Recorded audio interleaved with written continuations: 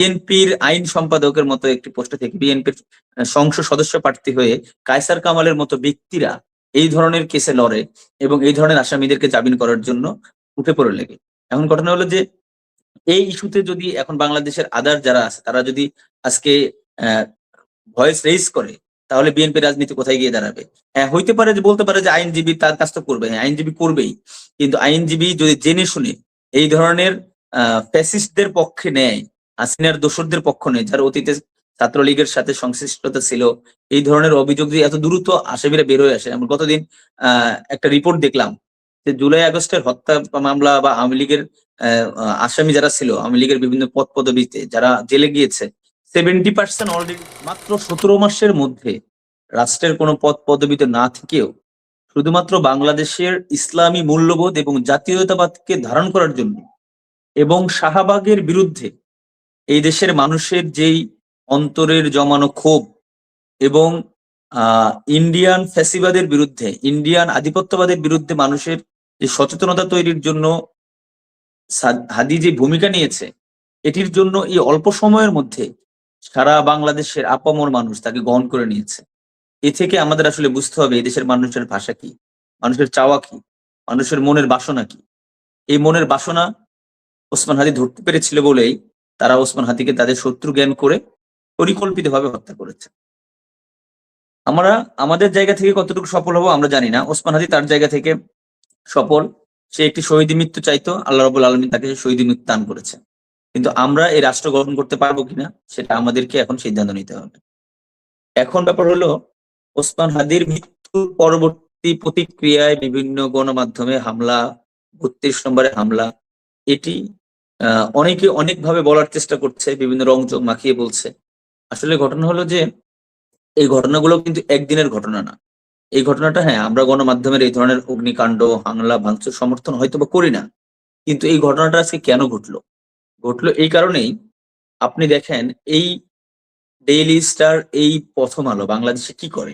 তারা কি বাংলাদেশে পত্রিকা চালায়? না, আসলে তারা শুধুমাত্র একটি পত্রিকার ব্যবসা তারা করে না। তারা বাংলাদেশে পলিটিক্স করে, তারা বাংলাদেশে ন্যারেটিভ তৈরি করে।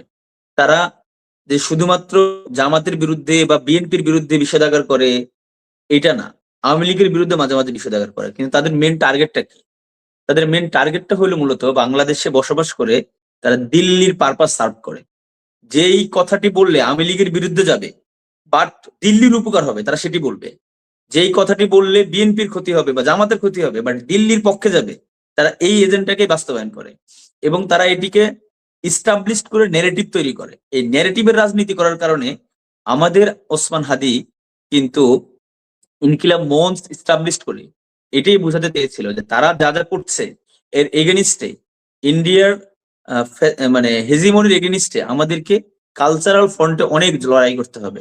আজকে উদিচি বলি, আজকে আমরা ছায়ানট বলি, আজকে আমরা ডেইলি স্টার বলি, প্রথম আলো বলি, এই সবগুলোই মূলত বাংলাদেশে বসে ইন্ডিয়ার পারপাস সার্ভ করছে। এই যে আমাদের যে মেন পয়েন্ট, যেটা শাহবাগের যে মানে বয়ান, এই বয়ানের জায়গাটা ওসমান হাদি একদম টনটনে ভাবে ধরতে পেরেছিল এবং এই পয়েন্ট নিয়েই সে কাজ করছিল। এই কারণে এই ইন্ডিয়ানরা, আওয়ামী লীগরা, সার্বমিলি সবাই ঐক্যবদ্ধভাবে পরিকল্পনার আলোকে আজকে ওসমান হাদিকে রাস্তা থেকে সরিয়ে দিয়েছে। এখন আমরা তাহলে কি করতে পারি? এই প্রথম আলোর কার্যালয় ভাঙলে প্রথম আলো বন্ধ হয়ে যাবে বাংলাদেশে? আসলে তা কিন্তু হবে না। ডেইলি স্টার বন্ধ হয়ে যাবে? তা কিন্তু হবে না। তারা আরো শক্তিশালী হবে, তারা ইন্টারন্যাশনালি আরো সাপোর্ট পাবে। কিন্তু আমাদের এখন যারা বাংলাদেশ পন্থী আছে, আমাদের অনেক ব্যর্থতা আছে। আমরা আজ পর্যন্ত আমাদের মিডিয়া তৈরি করতে পারি নাই, আমাদের বয়ান তৈরি করতে পারি নাই, কালচারাল অঙ্গনে আমরা আমাদের অবস্থান তৈরি করতে পারি নাই। এই কারণে আমরা যদি আজকে বাংলাদেশ পন্থীরা একত্রিত হয়ে বাংলাদেশের পক্ষে বয়ান তৈরি না করতে পারি, মিডিয়া ইস্টাবলিশ না করতে পারি, আগামী দিনে আমাদের অবস্থা আরো বেশি ভয়াবহ হবে, যেটা ওসমান হাদি আন্দাজ করতে পারছি। এই কারণে মানে যে ঘটনাগুলো হয়ে গেছে এটা এভাবে না হলেও হয়তো বা হইতো, কিন্তু এই থেকে শিক্ষা নিয়ে আমরা মনে করবো যে আগামী দিনে আমরা আরো সতর্ক হয়ে এই কাজগুলো করে যাব। দ্বিতীয়ত কথা হলো যে ওসমান হাদি আজকে যে বাংলাদেশের জন্য যেই অবস্থার জন্য জীবন দিয়েছে, এর এগেনিস্টে আমরা যেটা দেখতে পাচ্ছি যে ওসমান হাদিকে যখন মর্গে নিয়ে যাওয়া হচ্ছে তখন অনেক সেনাবাহিনী, পুলিশ দিয়ে প্রোটোকল দেওয়া হচ্ছে। ওসমান হাদির লাশের এই বডির তো কোনো প্রোটোকলের এত দরকার নাই। যে ওসমান হাদি অনেকবার হুমকি পেয়েছে, হত্যার জন্য মেসেজ পাঠানো হয়েছে, সে পুলিশকে জিডি করেছে। এই পুলিশ প্রশাসন বাংলাদেশ রাষ্ট্র তো কোনো দায়িত্ব নেয় নাই। এখন যারা জুলাই আগস্টের বিপ্লবী যারা সংগ্রাম করছে, তাদের পক্ষে প্রশাসন কি ভূমিকা নিচ্ছে এটা আমাদের দেখার বিষয়। আমরা কিন্তু সেটা দেখছি না।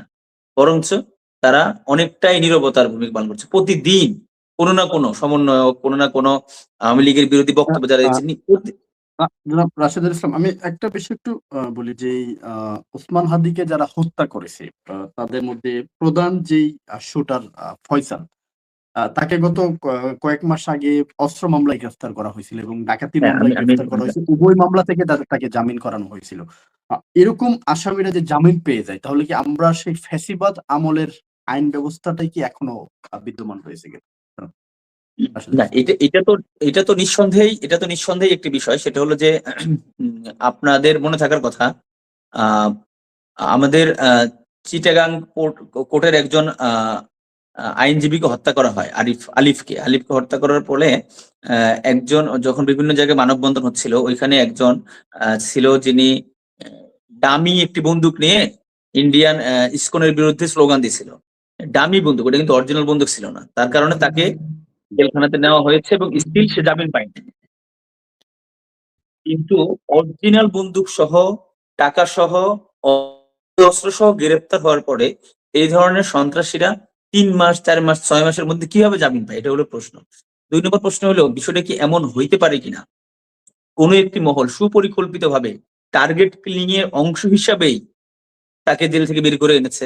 এবং সবচেয়ে বড় কথা হলো, আসিফ নজরুলের মতো আমাদের আইন উপদেষ্টা কিন্তু ঘোষণা দিয়েছেন যে তাদেরকে আদালত প্রভাবিত হয়। বড় বড় উকিলরা যখন দাঁড়ায় তখন আদালত প্রভাবিত হয়।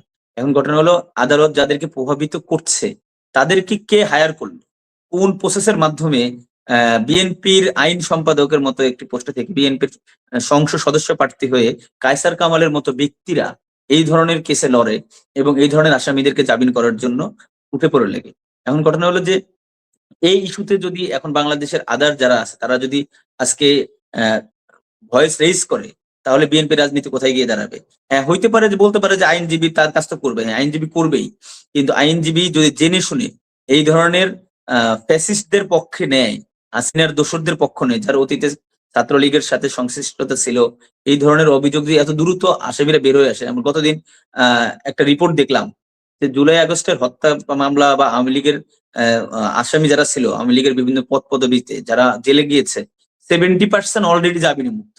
তাহলে এই ধরনের একটি গণহত্যাকারী দলের সদস্যরা, যারা এই দেশের, যাদের হাতে এখন রক্ত লেগে আছে, এত অল্প সময়ের ব্যবধানে যদি তারা জেল থেকে বের হয়ে আসে, এবং আপনি খেয়াল করে দেখবেন যে আমাদের পলক সাহেব পিজন সেলে দাঁড়ায় গান গাচ্ছে, সেটাকে বাংলাদেশের সকল মিডিয়া একযোগে প্রচার করছে। এটা কি প্রচার করার কোনো জিনিস? বাংলাদেশের এই মিডিয়াগুলো তো গিয়ে আমাদের শহীদদের পরিবারের খোঁজ খবর নিচ্ছে না, আমাদের পুঙ্গুত্ব চোখ হারানো ভাইদের খোঁজ খবর নিচ্ছে না, কে খেয়ে আছে কে না খেয়ে আছে, কার পুনর্বাসন হয়েছে, কার চিকিৎসা হচ্ছে না হচ্ছে, এটা নিয়ে তো সিরিজ প্রতিবেদন চালাচ্ছে না। কোথায় কার কোন মন্ত্রী, কোথায় কার চোরেরা, খুনেরা প্রিজন সেলে বসে গান গায়, এটাকে সারা বাংলাদেশ সকল মিডিয়া সুন্দর করে প্রচার করে। এই যে মিডিয়া অঙ্গনে যে ফ্যাসিবাদের দোসররা বসে আছে, তারাও এটার সাথে জড়িত। আজকে হাদিকে হত্যাযোগ্য করে তোলার জন্য যারা বিভিন্ন বয়ান তৈরি করেছে, তাকে উগ্রবাদী প্রমাণের চেষ্টা করেছে, এবং যারা এই ধরনের আসামিদেরকে জেল থেকে বের করে আনার জন্য ভূমিকা রেখেছে, এরা সবাই সমানভাবে দায়ী। হয়তোবা অল্প সময়ের মধ্যেই টোটাল ঘটনাটা আমাদের সামনে পরিষ্কার হয়ে যাবে। কিন্তু আমি যেটা মনে করি, ওসমান হাদিকে ওসমান হাদিকে দাফন করার মাধ্যমে ওসমান হাদির কফিনের সাথে মূলত ইন্ডিয়ান আধিপত্যবাদকে দাফন করে আসা হয়েছে। আমরা এটা ভাবলেই অবাক হয়ে যায়। আজকে যেই পরিমাণ জনসমাগম ওসমান হাদির জানাজাতে উপস্থিত হয়েছে এবং ইয়ং জেনারেশন যেভাবে ইন্ডিয়ান ন্যারেটিভের এগেনিস্টে দাঁড়িয়ে গিয়েছে, বাংলাদেশে আর কখনোই এই তরুণ প্রজন্ম ইন্ডিয়ান আধিপত্যবাদ, দিল্লির আধিপত্যবাদ বাংলাদেশে মেনে নিবে না এবং বাংলাদেশের মাথাচাড়া দিয়ে জানাইতে দিবে না। এই কারণে আগামী দিনে যারাই বাংলাদেশের রাজনীতি করুক, যেই পক্ষই আসুক, তারা যদি এই ইন্ডিয়ান সুরে কথা বলে এবং ইন্ডিয়ার কাছে নিজেদের সর্বোচ্চ বিক্রি করে দিয়ে বাংলাদেশের ক্ষমতা আসতে চায়, তাদের এই রাজনীতি তাদের জন্য ব্যাকফায়ার করবে। বাংলাদেশের আগামী দিনের রাজনীতি কেউই দাঁড়াইতে পারবে না ইন্ডিয়ার পারপাস সার্ভ করার মাধ্যমে। কারণ বাংলাদেশের তরুণ প্রজন্ম ইন্ডিয়ান এই টার্গেট কিলিং এর মাধ্যমে মূলত তারা তাদের অস্তিত্বকে ধ্বংস করে দিয়েছে বাংলাদেশে। আমার মনে হয় আল্লাহ রাব্বুল আলামিনের ফায়সালা বলে একটা জিনিস তো আছে।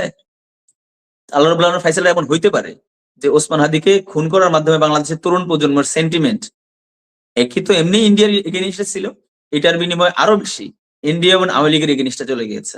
এবং এই দেশের তরুণ প্রজন্ম আবার রুখে দাঁড়াবে, ইন্ডিয়াকে বাংলাদেশ আর কখনোই দাঁড়াতে দিবে না। তবে যদি যদি অনতিবিলম্বে এই দেশের রাষ্ট্রে এখন যারা আছে, ডক্টর ইউনূস তার ব্যক্তি ইমেজ দিয়ে আর কতদিন মানুষকে আমাদেরকে বোকা বানায় রাখবে? তারা যদি সত্যি সঠিক তদন্ত না করে, সঠিকভাবে জুলাই শহীদদের পুনর্বাসন না করে, জুলাইয়ের যারা যোদ্ধা তাদেরকে সিকিউরিটি ইনশিওর না করে, এই ঘটনা যদি আবার পুনরাবৃত্তি হয়, এরপরে হয়তোবা এই ইন্টারিম আর টিকতে পারবে না বাংলাদেশে। তাদের এবং ক্ষমতা থাকা উচিত হবে না, অনতিবিলম্বে তাদেরকে এখান থেকে সরে যেতে হবে। কারণ মানুষের তো লজ্জাবোধের একটা দায়িত্ব আছে। আমরা জীবন দিলাম, আমরা এই খুনি হাসিনাকে দূর করলাম, আবার সেই খুনি হাসিনার এই ক্ষমতা লোভীরা আমাদেরকে আবার হত্যা করবে, এটা তো হইতে পারে না বাংলাদেশে। এই কারণে আমরা অবশ্যই এর জন্য জবাব দিতে চাইবো এবং অবশ্যই এটার জন্য এই ইন্টারিমকে আমরা কাঠগড়ায় দাঁড় করাবো।